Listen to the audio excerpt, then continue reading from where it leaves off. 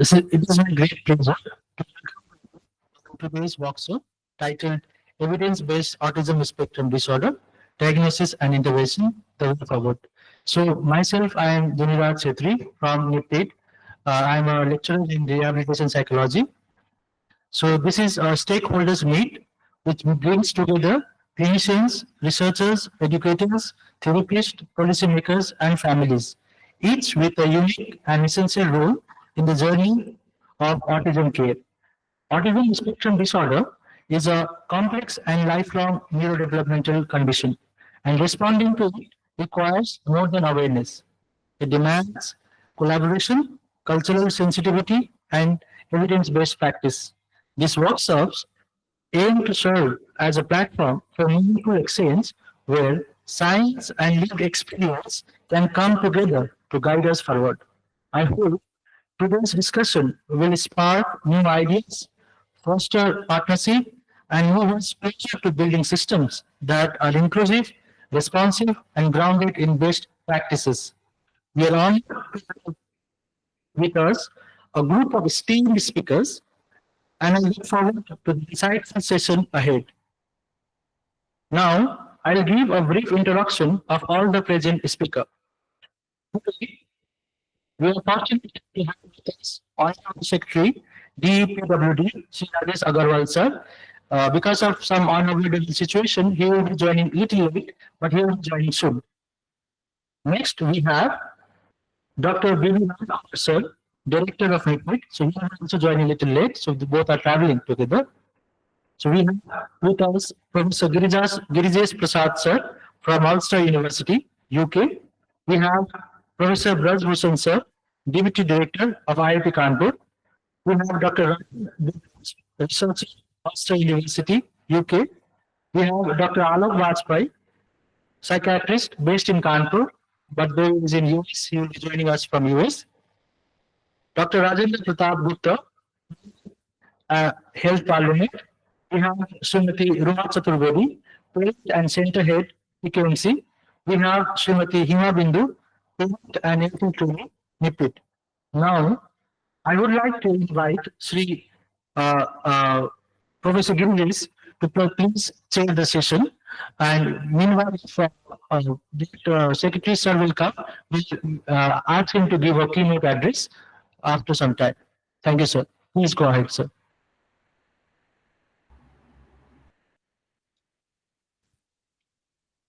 Thank you, Dhuni, for detailed introduction. Detail in the sense in the limited time that we have. Okay, so as Dhuni said, there is a minor change in the program. It was planned earlier. First of all, am I edible? Am I edible or audible? Yes, sir. Continue. Okay, thank you.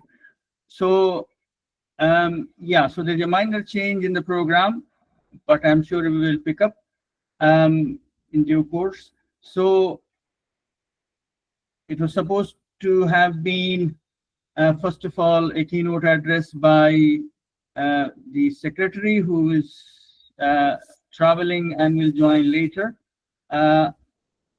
Followed by that, the actual session was supposed to start. So we'll start in earnest the workshop session. First of all, it's of course my turn. I'm chairing as well.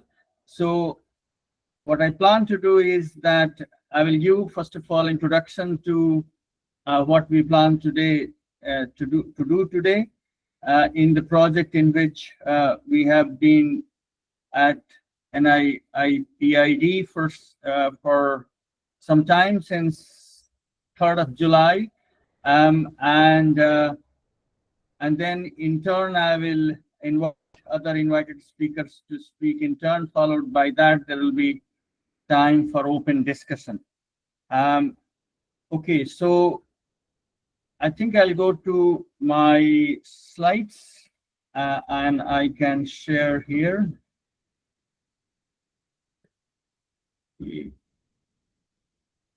I have just few slides, not too many. So, and share.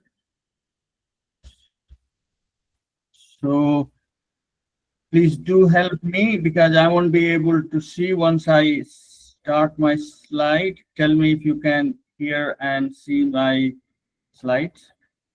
So here it is.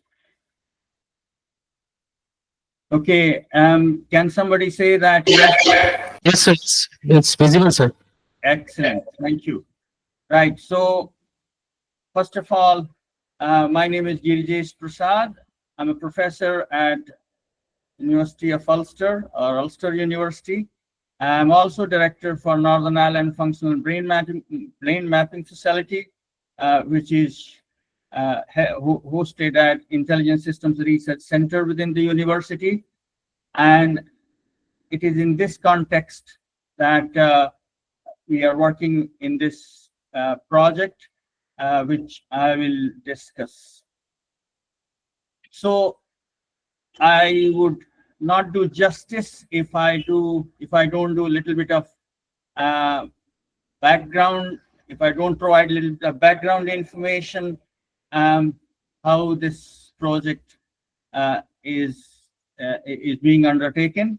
So last year in March, we held a workshop, in-person workshop at Noida, and it was connected but a different project called Almin ASD project, in which we undertook we went through two workshops, and it was funded by Department for Economy in the province where my university is, Northern Ireland, and it is a part of International Science Partnership Fund in collaboration with UK researchers and innovators, and that project included PI and co-PI as me and my colleague Ryan Beveridge, which I think he will be joining, and he is one of the invited speaker as well. Also, there was another colleague of mine, Pradeep Yogaraja. Also, we had external co-principal investigators, Professor Braj Bhushan, Professor of Psychology at IIT Kanpur, and Professor Shefali Gulati, Professor of Pediatric Neurology at AIIMS.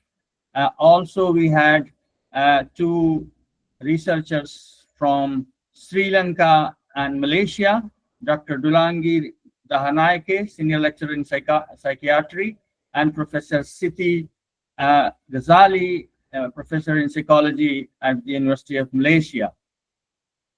So this project had its intended outcome as development of an assessment protocol agreed by all stakeholders, including parents or caregivers of children with ASD, in also developing enhanced normative MEG data set, helpful in assessment of brain mechanisms specific to emotion recognition tasks. Third, enhanced validation of IAPD. I'll go about IAPD soon, both behavioral and neurophysiological methods, and then leading to enlarged evidence base for applying for a larger grant to develop an early ASD diagnostic tool. As I said earlier, as part of this project, an in-person workshop was held at IIT KORC Noida on March 2 and 3 last year to find common threads to work upon as a team towards discovering neuromarkers for early detection of autism spectrum disorder. It included NGO representatives, parents, caregivers of children with ASD, and to some extent policymakers as well. Later, a virtual workshop was held on March 29 to brainstorm solutions to challenges raised in earlier workshop. So it was kind of found from those who are working at the ground level that the children with ASD and even adults with ASD, they need to be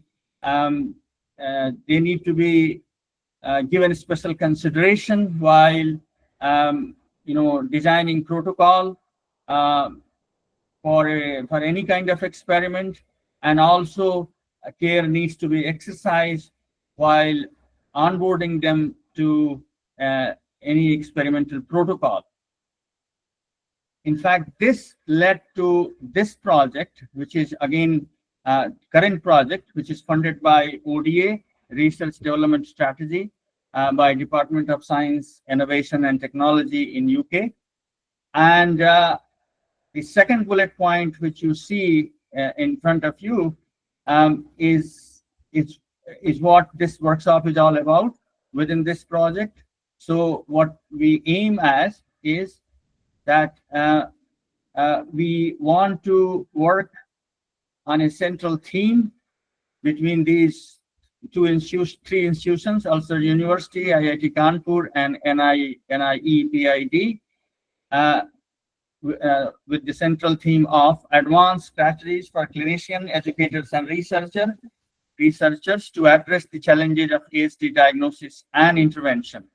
I'm sure those who are working in the field are very well aware that every person is different, and I would say an institution in himself or herself, so needs to be given due regard and treated well, while meeting or fulfilling the objective of the clinical requirement or research. So that's what our emphasis is in this workshop within this project. In particular, we have in parallel already started to work towards what we call it compassionate onboarding protocol for engaging children with ASD spectrum disorder. And you will be rather happy to know that currently this is being trialed at NIEPID using a wireless 8-channel EEG system. This is designed by GTEC's, a company in Austria called GTEC, and the system is called Unicorn. And we can share some experience based on that. So this it is an initial pilot study at NIEPID to discover neuromarkers as a precursor to using MEG device at my facility, NIFM facility at Ulster University, UK.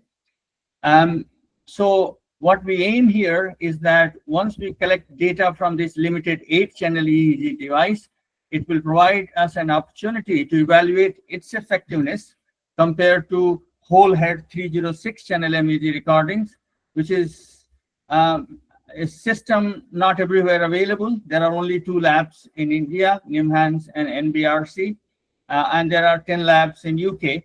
So its accessibility is not easy, and it's very expensive as well. So before we go into doing a very comprehensive study, it is better to keep in mind how we can accomplish the same objective using a less expensive 8-channel and especially wireless system, which we have already found much easier to use with the children that we have come across so far in NIEPID. So it would certainly provide us a good initial database to see what more we can evaluate in the MEG whole head system, and then transfer back to a simpler system so that it can be widely accessible to mainstream population. In the study, we are administering what we call Indian Affective Picture Database, IAPD, to the SD children. And this was previously developed by our collaborator at IIT Kanpur, Professor Brajbhushan, and his team. The IAPD is a database of facial images of 4 Indian expressors with 6 basic emotions: happy, sad, disgust, fear, anger, and surprise.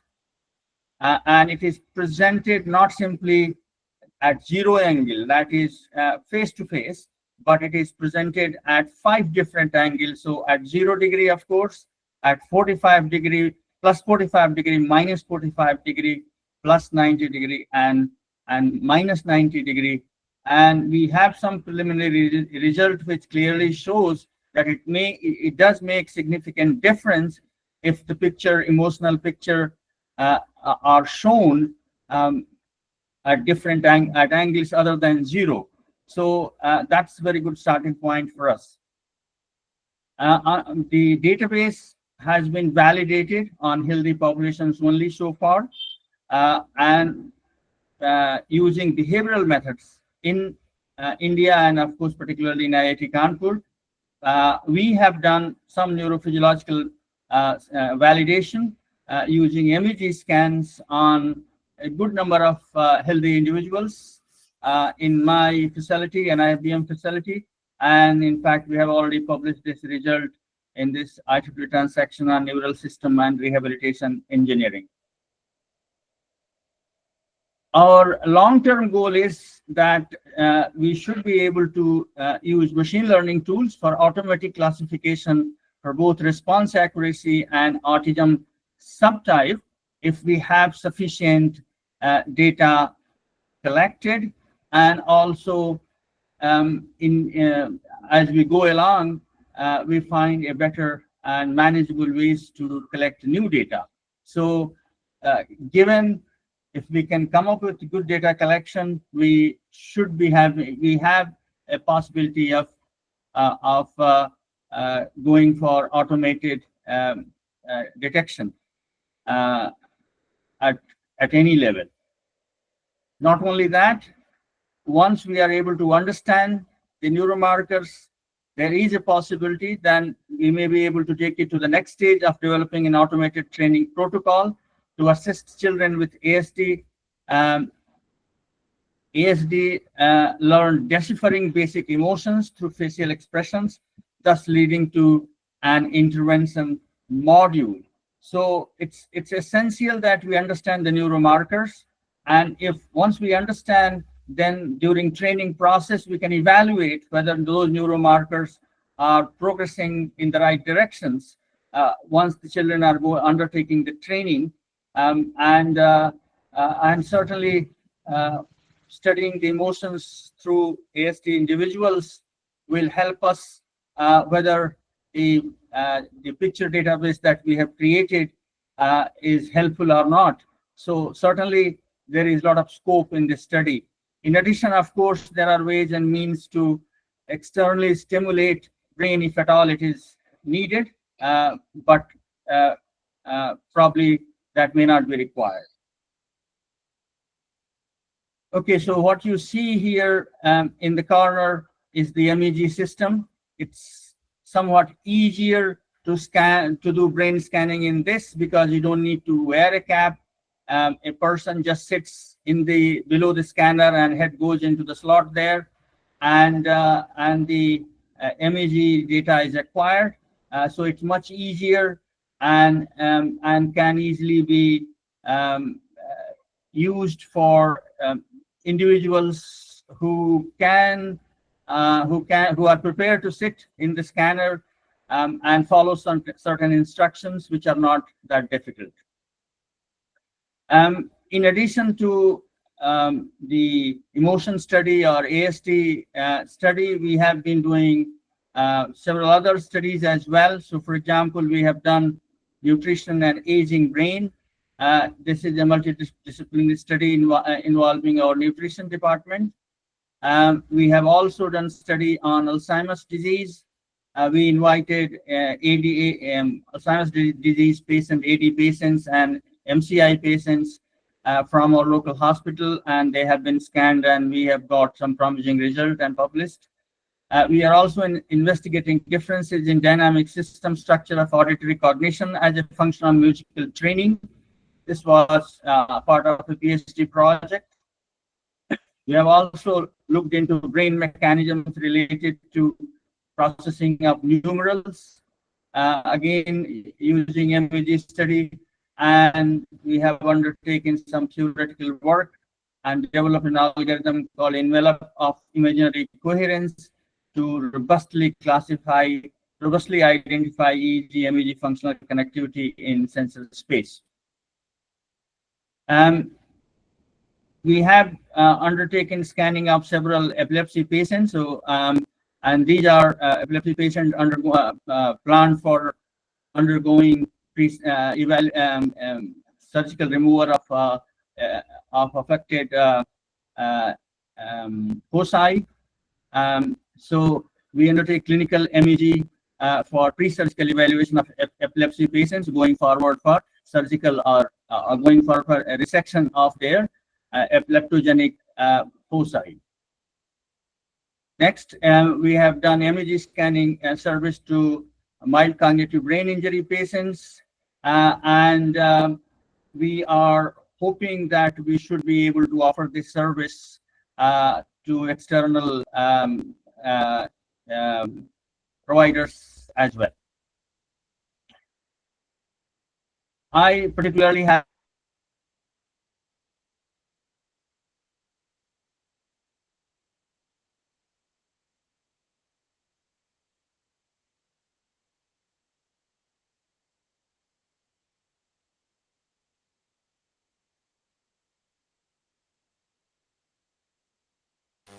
I think some technical so just wait for a while. I think there's some disconnection happened. So I will join soon. Just wait for 2 3 minutes. As people live in different parts of India and different parts of the world, so this is not really a common problem. So just wait. Uh,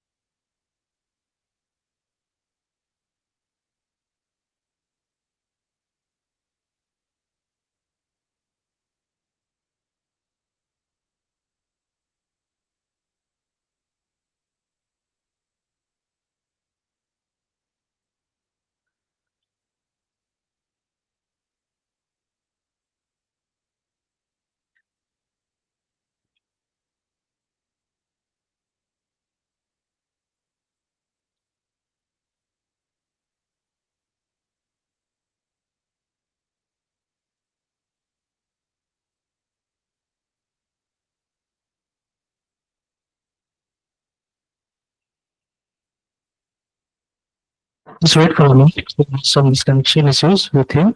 So just will be joining in for a minute.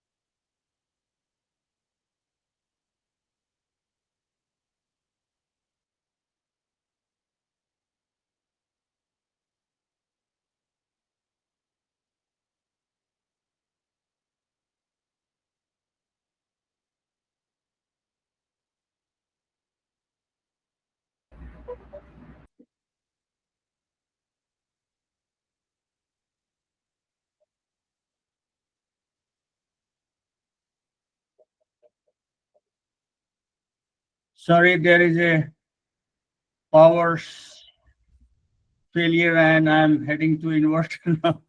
Um, can you hear me and see me?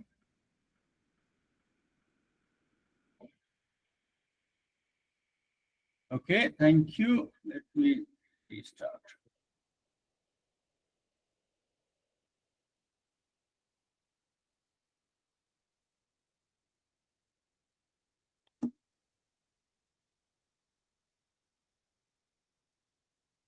Okay, so we are here very much on the top in the Northern Ireland. I just wanted to say, so I'll just talk about what we have done so far. So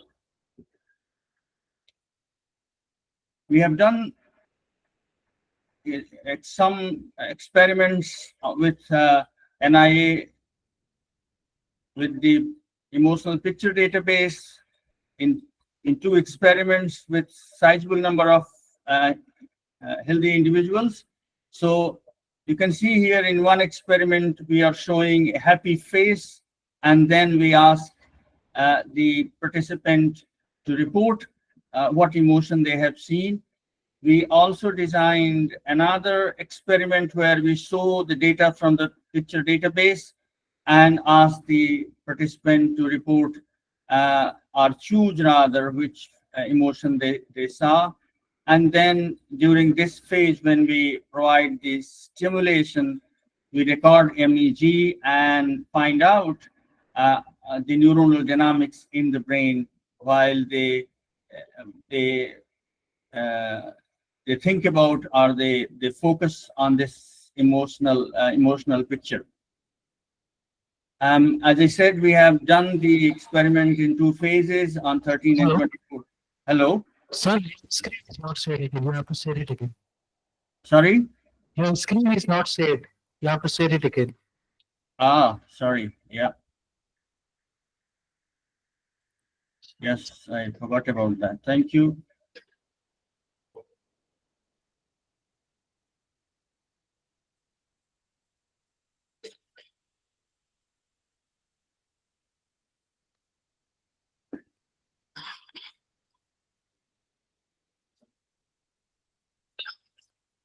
Somehow my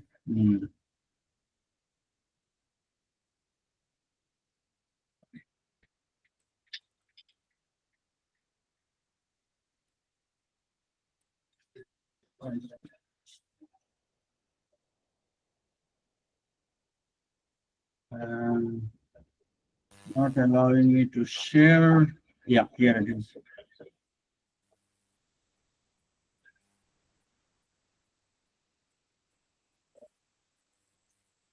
Yeah. Okay. Yes, sir. Yeah. Um, Not yet. Sir.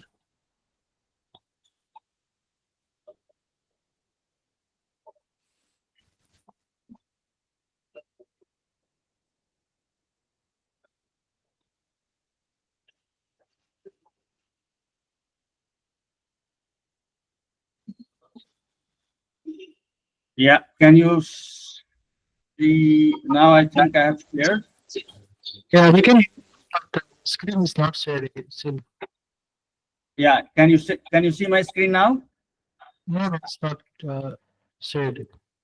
Yeah. Okay. Yeah. Can you see this better? No, no, share the screen. It's not visible on this side. So, Rajesh, the screen is not visible. Hmm.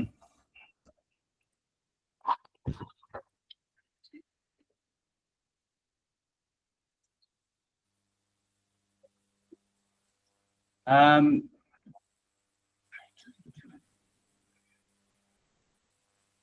Right. So It's visible. Now, is it visible now? Can you see me actually? yeah. Right. Okay. Dear. Right. So I think it is shared. We just Um, got shared and we didn't get it up. So we have to. It seems to Just be.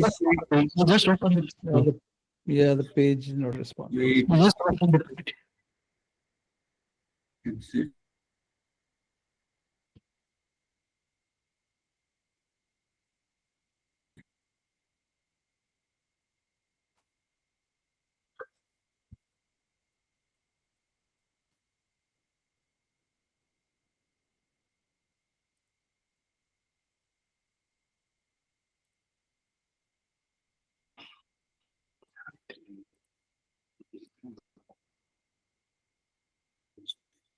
That's it.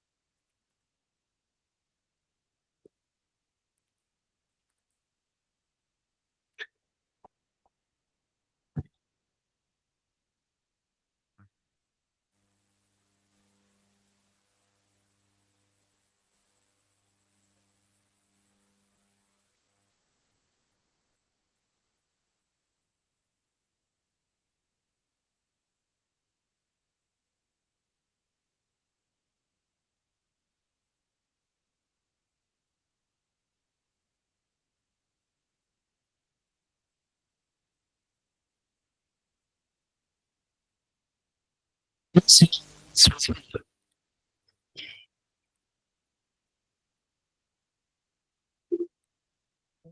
Yeah, it's visible also. Let's continue.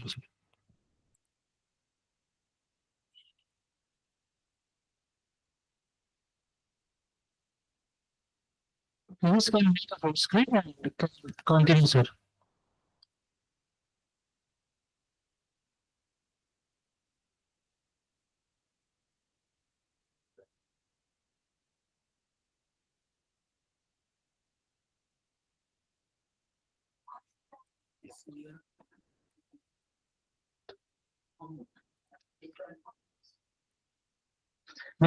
Sir, yeah, we have to see.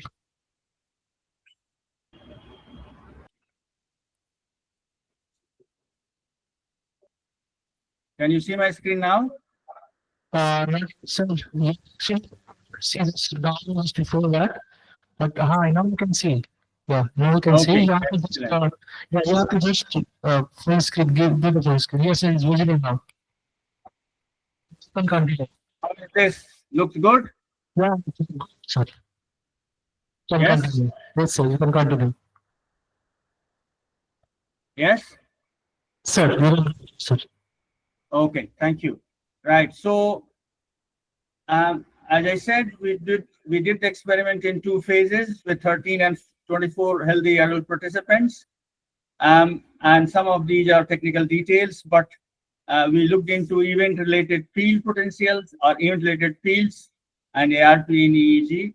And we also analyzed time-resolved within subject multivariate pattern analysis, MVPA, for dynamic brain analysis is very popular methods nowadays. Those who are familiar with the source level analysis, this is what we found.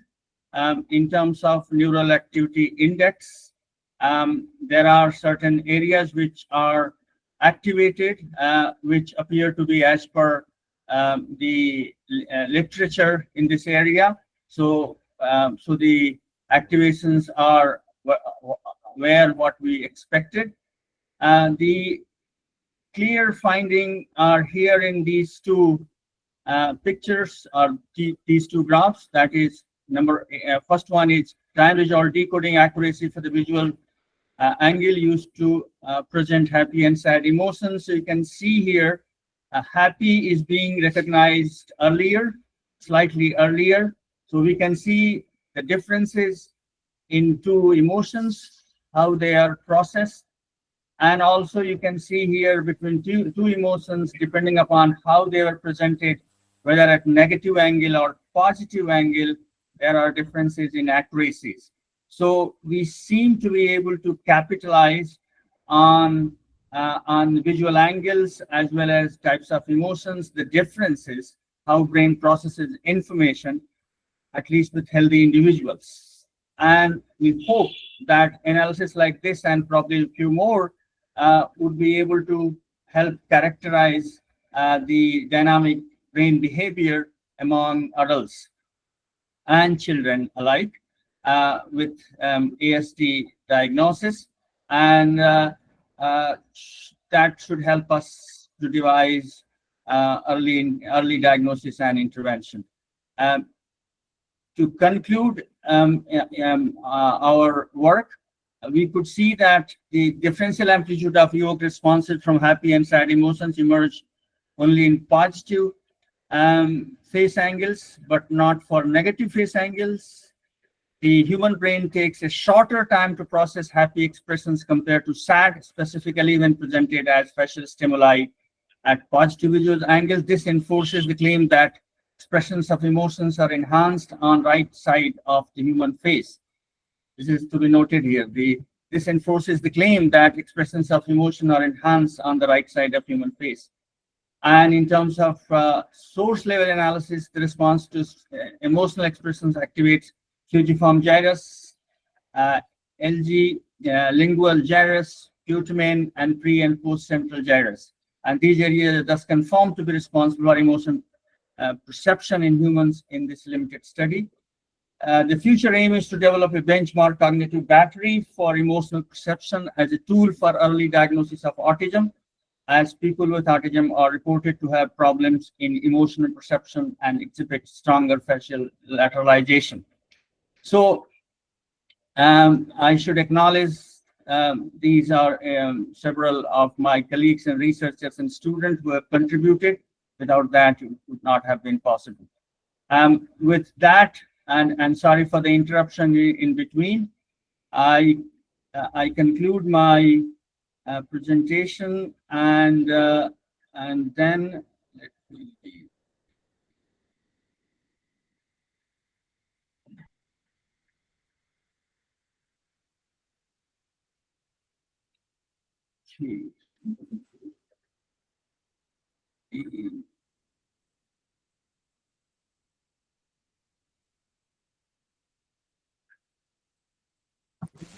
Start.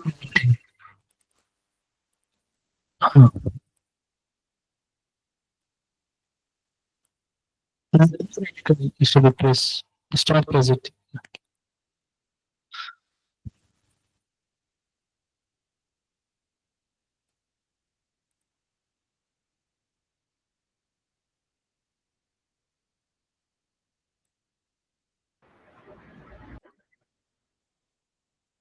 Yes, sir.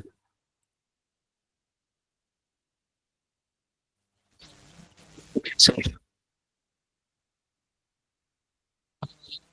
Sir.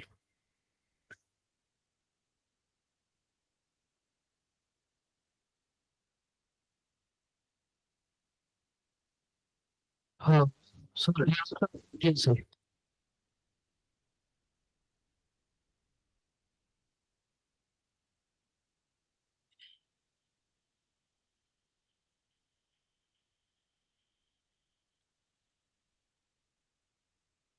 Sir. Sir. Sir.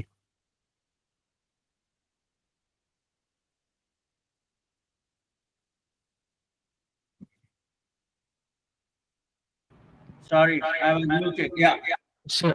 Yeah. sorry. So what I was saying, Dhuni, is that given that my side there is a lot of interruption because of power going on and off, I'm here at such a not a very good place.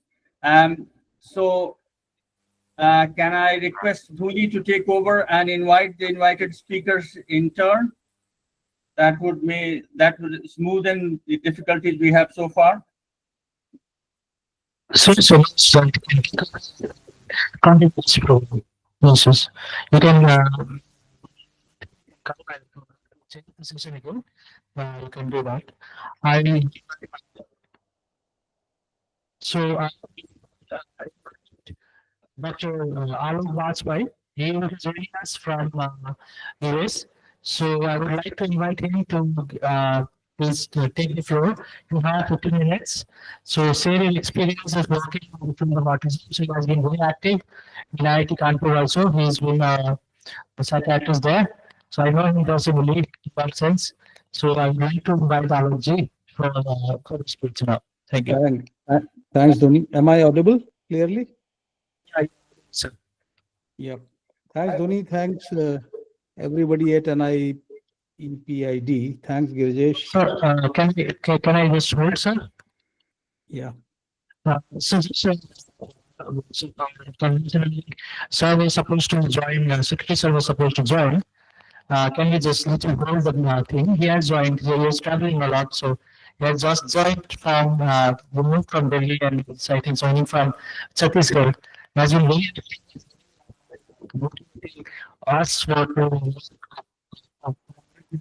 Okay, Dhoni, are we audible from here? Yes, sir.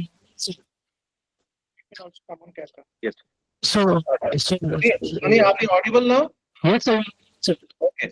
ठीक है Sure. और respected secretary sir will commence his address now. ठीक है? Yes, sir. So, Secretary Sir, Secretary Sir, has just joined. So, I would like to keynote address, sir. Please, it's the floor is for you. So, please address. I will request Ramkumar or anyone else to just give me 1 minute brief of Okay, the Dhoni, audience and the potential speakers in this and what will be the outcome of this today's. okay, Dhoni, can you just give a brief about this program and all our esteemed invited speakers who are actually part of this program, a small brief about to our secretary sir? Sure. So, sir, this is stakeholders. So, we actually collaborated with Ulster University, UK, and IIT Kanpur to have this stakeholders meet. So, Ulster University has approached us for data collection in the project. So, which try to have this stakeholders meet this year from it. So, Girjesh Prasad from Ulster University, UK. We have Professor Bhushan, sir from IIT Kanpur. We have Dr. Researcher also University, UK. We have Dr. Alan Vajpayee, a psychiatrist based in Kanpur. We have Dr. Rajan from Health Parliament. We have Srimati Ruma Chaturvedi, President and Central at PKMC. We have Srimati P. Input.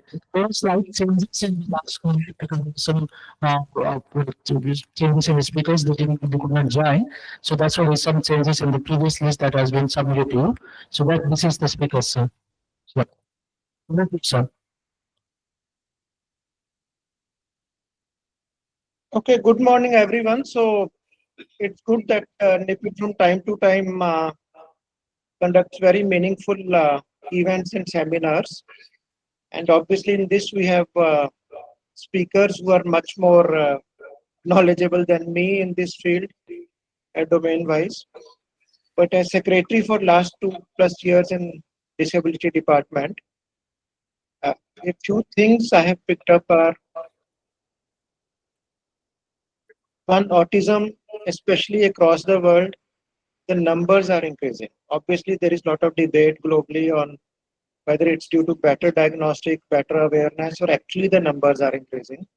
So there is a lot of debate on this and about the reasons also. And but administratively, I can say one thing that obviously early detection, so that's important. And then better counseling to parents in the beginning, including sometimes psychological counseling, because the parents absolutely get quite a shock when they learn, and there is a lot of denial in the beginning of any disability, not only autism. So that's important. And then, frankly, our early intervention centers, there is extreme shortage across the country. Government ones, obviously, we have about 40 centers. state governments, health department, maybe another 200 good centers across the country. We are a very big country. And even the private ones are majorly in our metros. And obviously the charging rates can even go from 1,000 in a tier 3 city to 2,000 rupees per 40-minute session. And the parents are asked to sit outside and no one knows who is tackling the child inside the room. So it's a sort of opaque kind of thing what happens. And then obviously even in primary education and other educational schools, Army I have seen as a better system that they have Army public schools and Asha schools. And Asha schools are for those children with obviously more severe disabilities, cognitive impairments. Otherwise, they try to include the children in regular Army public schools. And they have special educators and a very good system. I have seen that even if a parent moves from one city to another and takes admission in another Army public school or Asha school, the first special educator rings up the other school special educator and gives full brief on the child. What does the child need, इसको क्या चाहिए, किस चीज से डरता है, किस चीज से कुछ होता है, and all that stuff, या किस चीज में अच्छा है, म्यूजिक में, पेंटिंग में, मैथमेटिक्स में और किसी भी फील्ड में. So these things are obviously we are at a nascent stage in diagnostics in our country. Awareness is increasing, but even when awareness comes, parents are aware. Even let us say they have the financial wherewithal to spend even 10,000 rupees a month. Are there enough good centers to take care of the child, whatever the child needs from beginning to when the child becomes 5-year-old, 10-year-old, 15 years old? So I think these are the things where, from administrative point of view, I do get feedback from all these seminars and others, and we try to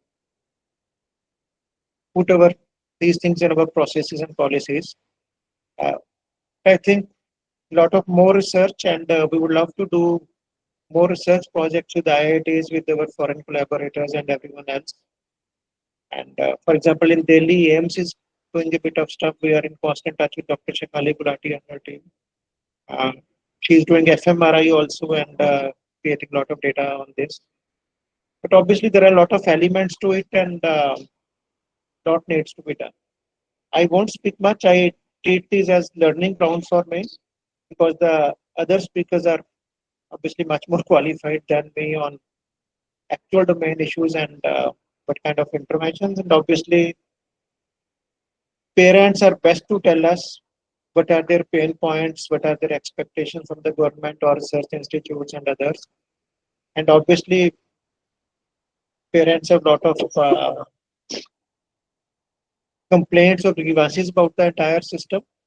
But we try to work with a lot of parent associations, especially in the field of cognitive impairments. Because in other disabilities, if it comes to VI or HI or locomotor, then the adults having those disabilities, they themselves have become good activists, they have their own associations. But in the cognitive impairment field, obviously it's the parents associations, parent groups who are most vocal about it and who possibly have the best sort of solutions for it also. And so we always have a good ear to what they have to say. So I don't have a keynote address in that sense, but I would love to interact for about 10 minutes with others, and I would not really try to disturb your schedule and the schedule of the speakers. But I'm available on this PC for the next 10 minutes or so. If anyone wants to say anything to me, even frank things, so unfiltered, don't sanitize things, I'm absolutely ears for that. Thank you so much. And my best wishes to everyone. Sir, thanks a lot for such a nice and motivating words. So, actually, because when we first went for AI conference in Bangalore recently, we saw that how much push you are giving for using of AI and innovation for disability also. So well, that is what's the most commendable job, because you always been motivating us to become more independent and developing some skills, and also we have been very kind recent to us. So now uh, so, but I will expect list for to speak on his experience on working with autistic children. I would like to invite Alex sir again. Thank you, sir. I think the floor is yours. Thank you, sir. Thanks, Dhoni, and thanks, Professor Grijesh, and thanks, Secretary, sir. Dhoni, the mic at your end is not clear, so a lot of people are not able to hear clearly what you're saying. Yes, sir. I will Yeah, try to yeah, wait. Okay. doesn't matter. So after the introduction to the real state of the art and high-tech research which is going on at Balaji and electrophysiology, as Professor Girjesh said, I'll bring the whole thing back to some more basic issues which clinicians face, and I, being part psychiatrist and part researcher with my interest in electrophysiology and all, would try to draw your attention to uh, few things. I think I have a slideshow. If it can open, there are very few slides. Oh, wait. 1 second. Are you able to see the slides? Yes, no? Sir. Yeah, Yes? yeah. Now we can see, sir. Yeah, you can see it. Okay, wonderful. So It's I not. just wanted. It's not the slide. It's your email. It has opened actually. Wait. So let me cut this.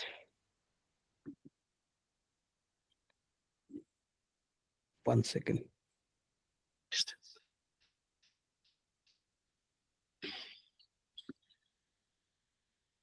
Is it? Can you see it now? No, it's not visible. Doesn't matter. I can. Because things which I'm going to talk are, most of us know it, so we can talk on that. See, I really want to address one simple issue. Where do we actually stand when it comes to autism? And the first and foremost important thing is an incident which I am in US right now, which is almost 1 o'clock or more than that. There's a kid who was born about 5 months back, and he was taken to the pediatrician. And the pediatrician, apart from the rest of the vaccination schedule, advised not to take MMR vaccine. I don't know, Girjesh, what happens in UK, but so he said, I am not prescribing, and I'm also not saying yes. But I'm warning you that if you want to give MMR vaccine, you should postpone it, say 1 year or 2 years. That is what the doctor is advising off the record. But the evidence says that MMR is not directly related to autism. So that is the state of affairs, as it is with more of psychiatry issues, because we really don't know the cause in most of the things. And the research is going on at various levels. But as the research is going on, there are more basic questions. So there is obviously a difference of opinion when it comes to what is evidence and how the doctors feel about it. So in India, no doctor will say don't get a MMR. And here the pediatrician is saying don't take MMR. And the evidence says clearly that MMR is not linked to it. And there's so many other theories about food and genetically modified food.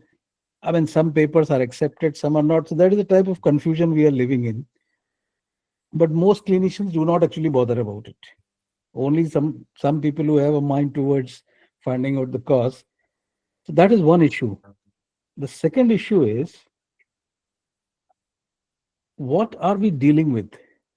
Are we dealing one frame which is called autism, or are we dealing with different type of syndromes? So the traditional one thing is certain, that it is on a rise. 1 out of 31 kids in US, 1 out of 61 to 1 out of 100 kids in India. The data may vary, but it is on a rise. As Secretary Sir said, that whether it is because of the better diagnosis or it is a real increase.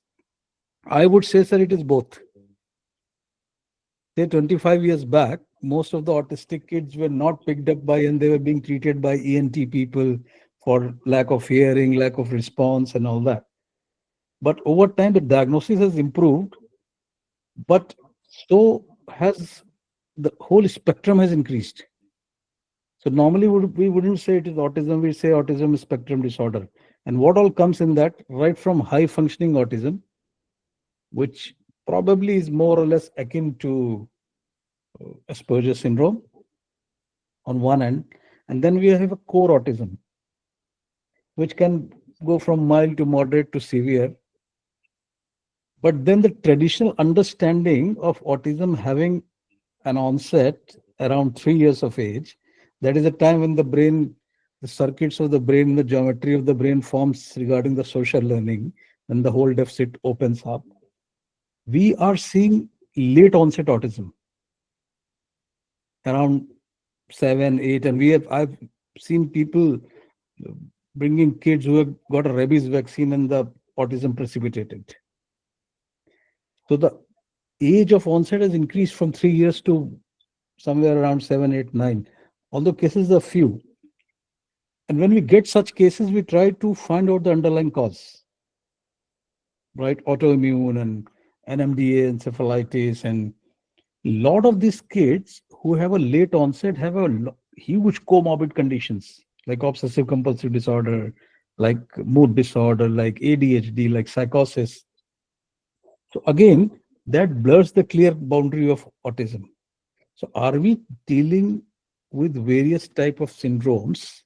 We don't know the underlying neurophysiological or cognitive or electrophysiological parameters, which may be in future, if we get biological markers, we may find a lot of biological markers for each bracket of syndrome. Have we clubbed a lot of things in one?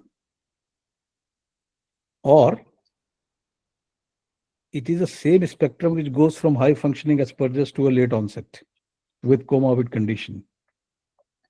So is the increase in autism is because of diagnosing this?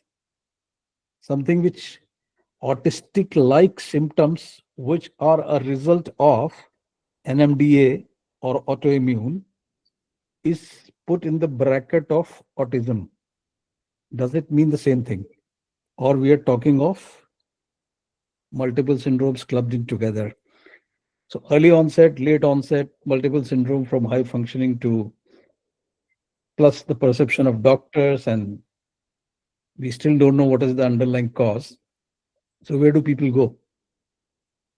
And what do they do? I think the first and foremost thing, the sensitivity to diagnosing in non-psychiatric clinicians, in pediatricians, and has increased, no doubt, no doubt. But the risk of overdiagnosis is also present. And see, the problem in a country like, I mean, it's all over the world, I should say, that people are very, very trigger happy. Doctors are very, very trigger happy in putting labels. So you tell the parent who is already struggling, my child is not smiling, not talking, having some autistic symptom, and you suddenly tell them autism, that sticks into the head. And then they obviously do doctor shopping. And as sir said, that who's training? Who's training? And where? So I think we all should, all stakeholders, right from uh, government to clinicians to NGOs and to institutions like yours. And we luckily have somebody here who will talk to you later, Ruma. Ruma has done a wonderful work in Kanpur, and that is what exactly is required. Because, as sir said, that most of the proper training centers are in metros, financially viable or not. So I think we should have a plan where we have to address few things. One, very vast training of clinicians, especially pediatricians, in picking up the early signs. Second is a screening of infants to pick up early soft signs of autism. Second, we need to have more specialized professionals like RCI has taken off MPhil and now it is putting into various courses of clinical psychologist and all. I think we should, especially for autism and autism spectrum disorder, we should have very specialized courses, 1 year or 2 year, depending on how it, who is doing that. People who can work with specifically in that, because medium-sized towns like Kanpur has 3 or 4 centers. One is Ruma's center, which is, and Ruma is also a parent. Ruma, forgive me for divulging it, but nevertheless, I have to praise Please, you. please, my privilege. Go ahead. She is the parent of an autistic kid, and she has brought him very well. And she established a center instead of running away from Kanpur to Delhi. A lot of people used to do when I shifted from Nevans to Kanpur. People used to just pack up their bag, and pediatrician would advise go to a metro. So we have improved something, but it is still not far and wide. Number one, and number two, my worry with all these centers is very simple. Secretary sir, I think I should bring this to your attention. All centers train kids till 18 years of age. Where does an adult autistic kid go in this country? Where does he go? There are no systems. If parents are able to train the kid in small things which they do at their home or in small industry or their trades and all, that is fine. But honestly, if you ask me, it's a very brutal fact. We do not care about adults with autism. We have no place, absolutely. Where do you employ? How do you train them vocationally? And what are you, so what centers do is train them in whatever deficits they are, the sensory integration, this, that, whatever the protocols are. And after 18, you're kicked out. And then if somebody goes back, they say, we don't have a place. So an average parent with a kid with autism is stuck with the kid of 18 years till they are alive. So their worry actually is not addressed. And this brings me back to the basic question. When we are talking of autism, we are in a habit of talking it like an illness. Why don't we think they are just different kids and the society and system needs to create a space for them? Integrated schools or integrated systems, or I mean, they have a right to live like anybody else. I mean, if you have autism, who takes away the right from you to live with the decorum and dignity? With any disability for that matter. We pride on, say, England has ramp for disabled and all museums have place where wheelchair can go. I mean, what? Why can't we do it? Why can't we do it? So forget the physical disability where things are happening to some extent. But my question is very simple. Can we think of a kid who comes to us with autism as a person who will grow into an adult? Let's look at that. If we do not have a plan to, again, I'll praise Ruma because he has not only brought up her son, almost she has given him a vocation also. He is a bodybuilder, and isn't it? Weightlifter. Yes, he's a part. But again, I'm sorry to say, Ruma is gifted, talented, resourceful. People come from small kasbas and small villages. Where do they go? We can't even tell them that we can't give them a home-based package. And so the situation on the ground is very dismal. Very dismal. We may have 2-3 centers in Kanpur, two, three centers in Lucknow, in small cities, but largely with the rising rate of autism, we have to act. We have to have more people who are trained. We have to sensitize doctors. We have to train mothers, which I do in my clinic, and Ruma knows it, that I tell mothers, if you have autistic kid, go to the center, sit there, learn the skills. And so that when your kid grows up, you can impart that skills to others. Train mothers. You don't have MPhil psychology, forget it. Get mothers. Mothers will be very happy to train their kid and train other kids also. Let's use that ground resources. Like, let's get back to what Gandhiji used to say. Get back to the point zero where problem is starting. Listen to the needs of people and then modify. So each mother is intelligent enough to be trained. So if we make a plan like this, and at a national level, and then state and cities and whatever, I'm sure 10 years from now, and this is a very small experiment which we have done. I know mothers, again, with 25 years of my practice, and I hope Sir, we have to, just 2 minutes. yeah, you have to wrap up, please, sir. 2 minutes. If this message is appearing repetitive, then please let me repeat it. Don't feel bad about it. Let's listen to the truth. We can talk of electrophysiology. Me and Girjesh can go on into a 3-hour session on that, on MEG and genetics and all that. But if that is your choice, it's your choice. I am telling you what is happening at the ground level. So I'll stop it. If you think the message has reached, wonderful. I'll stop it here. No repetitions. Thank you. No, my request is because a lot of No, no, no, sorry, no a worry. lot of people are No waiting. worry. Perfect, sir. No, So we'll request the professors have to continue after I leave in 5 minutes or so. So please continue the discussions properly and in Sir, whatever time required, that kind of manner. So, and obviously, a lot of points you have said are absolute ground reality, and both as government and society, we have to see that to whatever extent we can take care of stuff, we should be able to take care of things. But obviously, one question, yes, most of the government schemes at present, and obviously government schemes both of center and state or national trust stuff, we just touch the surface. The numbers in our country are too high. But even there, majority of things basically are available only up to 18.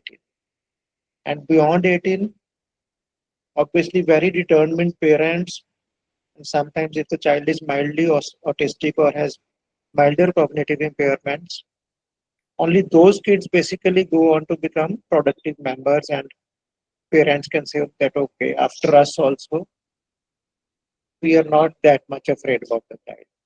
But usually in cognitive impairments, obviously compared to other disabilities, this issue of what after us, what about when the child becomes adult, what happens, these issues are very important. And obviously a lot of good parent associations, NGOs, a lot of corporate sector, we are trying to work as a network, but obviously a lot of things need to be done. So if one or two parents can just talk to me, or because I have to leave in 5 minutes, and there are a lot of people waiting at this Rajanathgaon CRC where I have come today for interaction with me, and so we had to intervene you in between. So Rajesh, if I can have 30 seconds, since you were with the Skills Development Ministry also in the past, one of the biggest challenges lack of capacity for all levels. So I think if you can initiate that, that will be great. And I'll be mindful of your time because you said you have 10 minutes in the past, and I think I should value that. Since you're traveling and you're still taking this, thank you so much. yeah, absolutely, absolutely. That's the right point, and that's really very much needed. Yes. There's something that I would like to point out with respect to parent fraternity. The right information about autism should be available on a government portal, because what happens with us, we get a deluge of information which is not right. So this is something that at the government level, this should be available, and this should be disseminated properly so that it is in the public domain. Thank you, sir. Thank you for your time, sir. We would love to work with any NGO or parent association which can work along with us in any language to do this. And in country, we can have different initiatives. It's not as if uniformity is required. We are working with a lot of people like Action for Autism, Tata Power, and our own NIPID does a lot of stuff. National Trust, so I won't say falsely that we are doing a lot of stuff there, but a lot of scope is there. In Kolkata side, some people, including some IIM alumni, they are working on this aspect.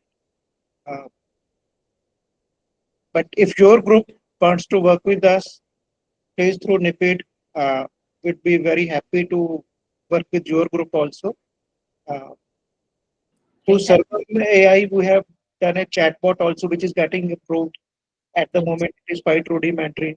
Anyone can chat with that chatbot in voice or text, mainly in voice in any Indian language.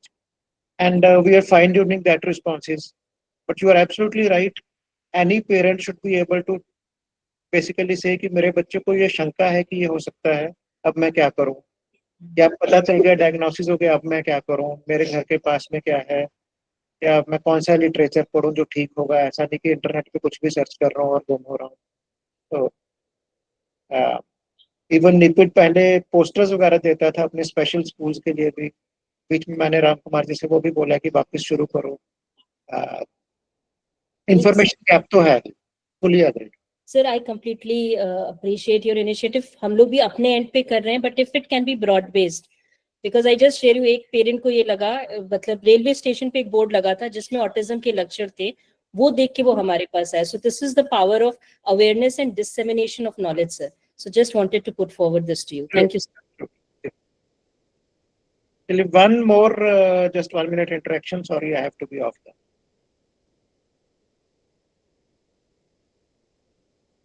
Otherwise, thank you. So my best wishes for the conference for the day, and obviously, NIPID team will give me feedback of what happened today. Thank you so much. Thank you, sir. Thank you. So thank you, sir, and thanks for all the feedbacks. Yeah, and also the questions that you have put is very important. As a moderator, I know that it's a very difficult job to stop because there is limited time everyone has been given. We want to have to, give time to all the speakers. I'm sorry for disrupting anyone's speech in between. I have to remind you. Sir Alok sir, you can come and conclude your talk if you want to. Please, this is, I think, the role of the moderator to remind the time. I didn't want to disrupt stop you in between. I just want to remind you that you can take a time and you can come back and take a time and conclude your talk. So you are really nicely were putting things together, that what was the real functional and what is the real basic ground reality of the problem that we are facing. I remember a lot of discussion done with you. You are such a nice, insightful person. So I would like to. No, thanks. I think I've said most of the things, and Secretary Sir and Girijesh has already said. So I think it's enough. Thank you. Okay, so Thank you. thank you, sir. Thank you for such a nice talk and reminding us the root problem and the ground reality of the situation that we are in. We know that autism is one of the enigma still not been resolved. We still are struggling to find out root cause of the condition, but still we are dealing with it. We have a different set of problems along with it.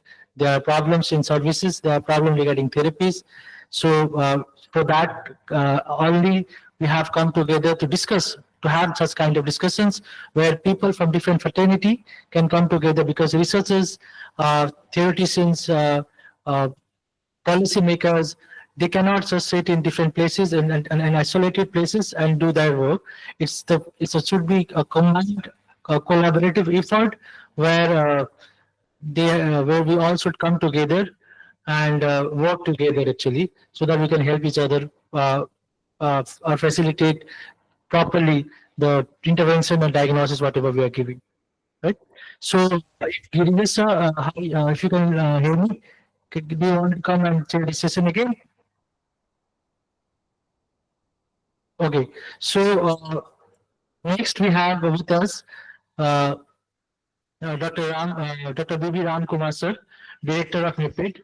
He will be talking about the different initiatives taken by NIPID in recent times. Sir, the floor is for you. You have time limits. You have time for 15 minutes. Thank you, sir. It's floor for you.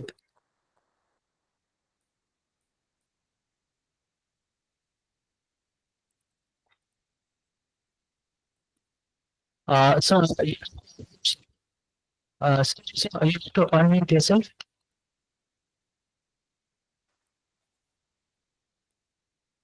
You are not, sir, you have to unmute yourself.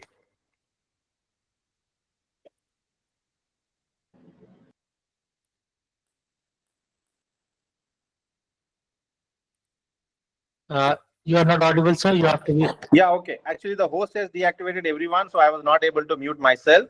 Anyhow, a very good morning to all the esteemed speakers, all the participants, parents, and all the professionals here. In fact, it's a great honor being part of such a august company here.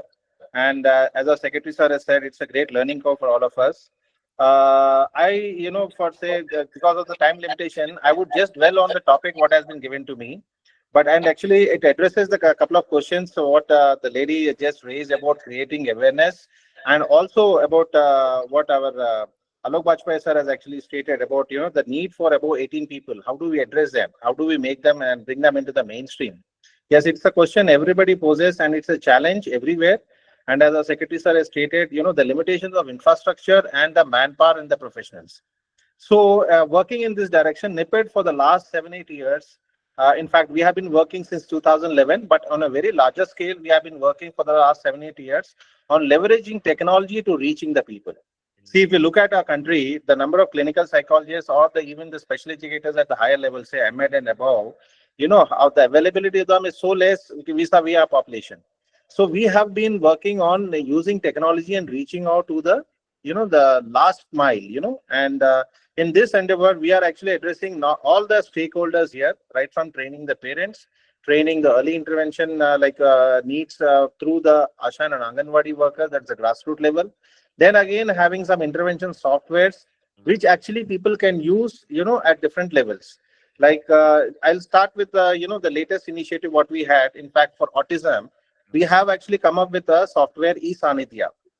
In fact, it's a software where everybody can log in. It is just you need to give your mobile number, you'll get an OTP and you can log in. And this software addresses actually the need what the parent has just stated, about a government body creating awareness. So it starts with a screening app, where, the parents themselves can screen and see whether their child is at risk for a borderline case or any issues they have. And subsequently, it has an intervention like which uses certain tools to which there can be a diagnosis. And most importantly, there are so many interactive videos, the videos which are very educative for the parents, where actually through that they can, because as I rightly said, there are so many people, so many sources of information. We need a reliable source. So this NIPID has come up, and if you can log into that, you can see a lot of videos and all. And also you can connect with, rehabilitation professionals online. There'll be an online rehabilitation professionals who will be interacting with these people. This is all the more required because if you see in our country, most of the professionals are concentrated in the urban areas and maybe to some extent in, tier 2 towns or whatever we call them. But when we go to the rural areas, like you see, we have been working with many governments like Telangana government, Karnataka, Goa, in fact, all the state governments we have been working. They actually seek and, sort of ask us what is the alternative for these. Even though we have a district early intervention centers, we have our national institutes and our CRCs at different places, but they're not enough.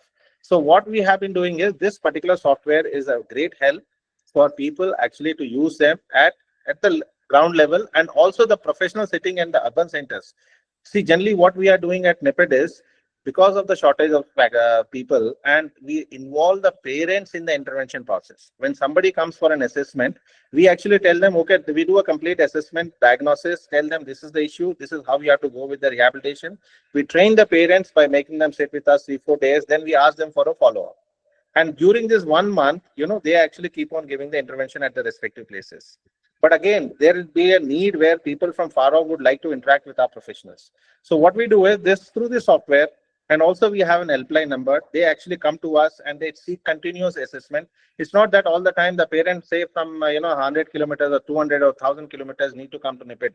And it is not just the NIPID. We have our regional centers. We have our CRCs, 25 CRCs, so they can connect to anyone and the languages of their choice.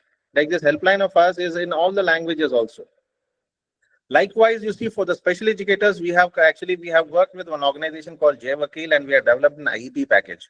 It's an online IEP package till now, where individualized education programming for all the children across the special schools can be done, and it also mitigates the actually lack of expertise sometimes in some special educators in drawing a proper IEP, because it has a proper questions, everything, curriculum is there, in fact the workbooks are there, everything is there. And now actually NIPID is taking it over, and we are putting it on iCloud, and we'll be conducting trainings across the country, and we'll be giving the software for all the special schools, all the special educators, free of cost. Likewise, we have been working with CDAC for the eSatya project. In fact, this eSatya project we have come up in 2011, and which has been extensively used. Now, because of the NEP and the RPWD Act, we are actually upgrading it. In fact, NIPID is collaborating with CDAC Bangalore, and we are actually upgrading the software. Also, as you all know, NIPID has come up with India's first IQ test, Indian Test of Intelligence. Now we have made it digital.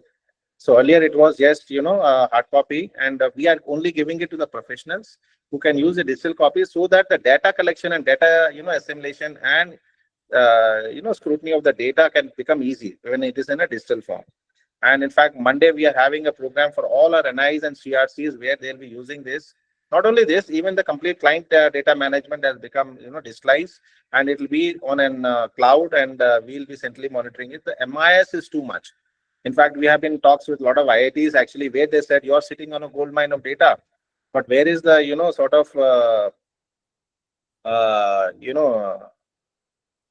data analysis, and we can come out with so many things.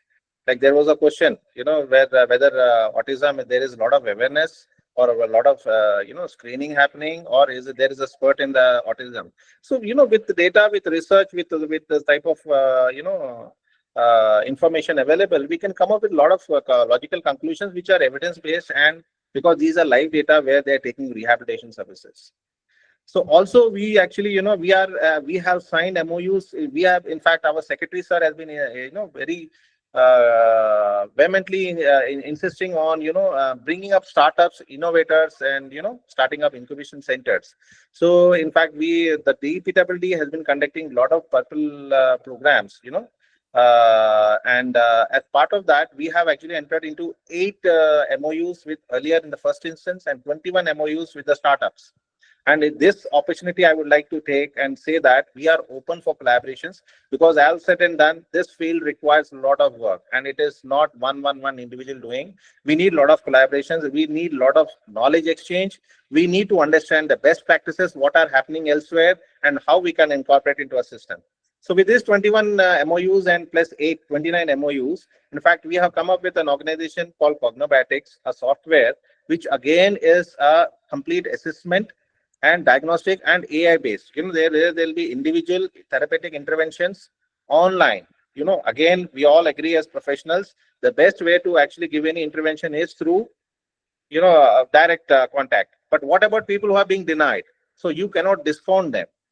You cannot discount them, and you can't, just because they can't come to our centers, we cannot stop them from getting at least minimalistic intervention, getting awareness, getting the right perspective, the right intervention. And talking about autism, I would like to say that earlier in intellectual disability, NIPID has come up with a teaching learning material, which we have been distributing across the country to all the ID children.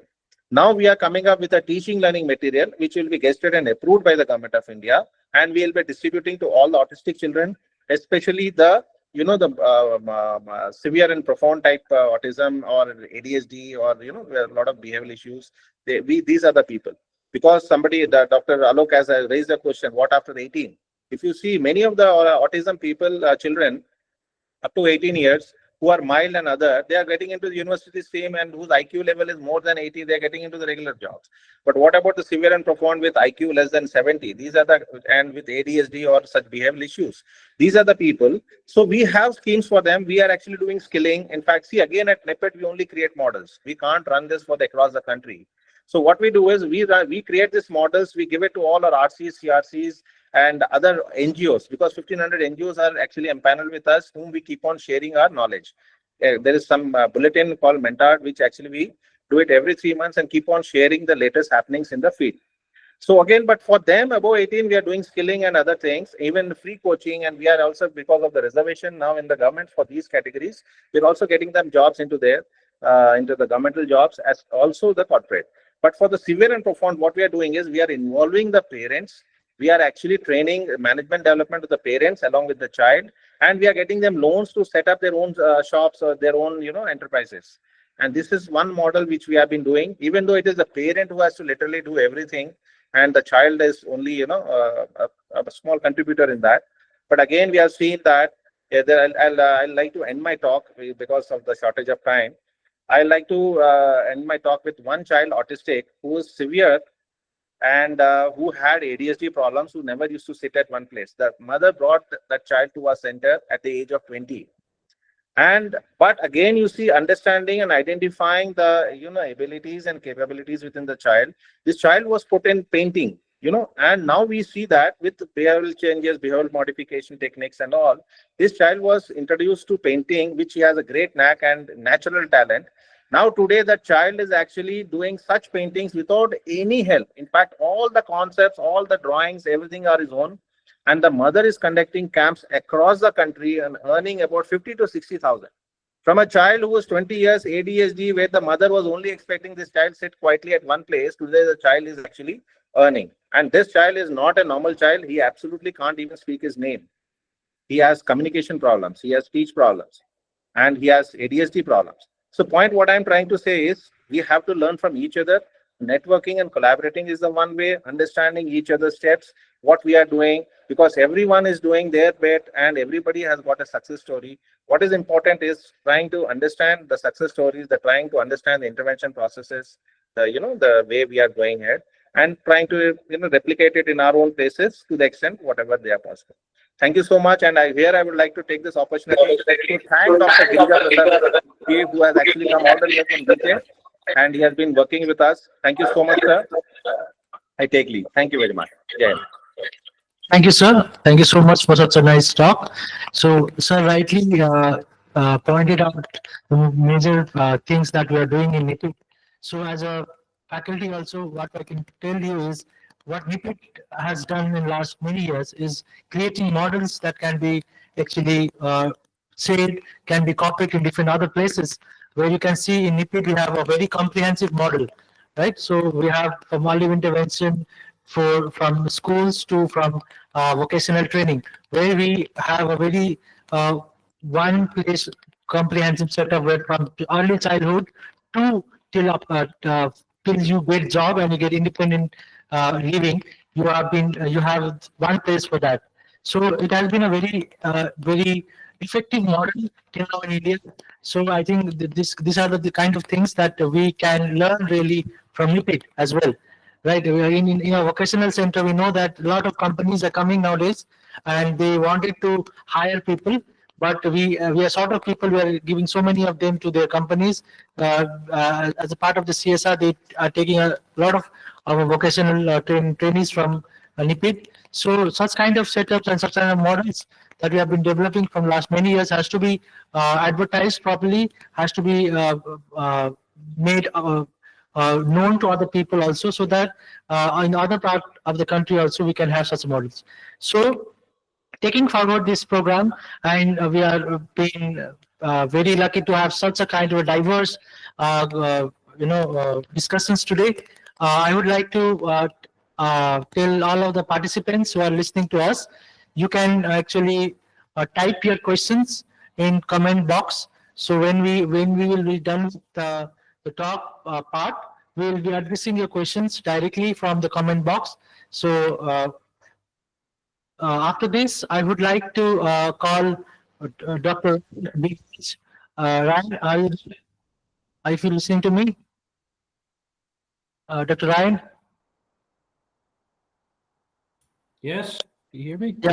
So the floor is yours. The time is allotted to you is 15 minutes. You can talk. Ryan is a researcher at Ulster University, UK. So he's associated with Professor Girijas Prasad in Ulster University. So Ryan, the floor is for you. Thank you very much. I'll just share my PowerPoint here. Give me 2 seconds. I'm just going to share my screen here. Okay.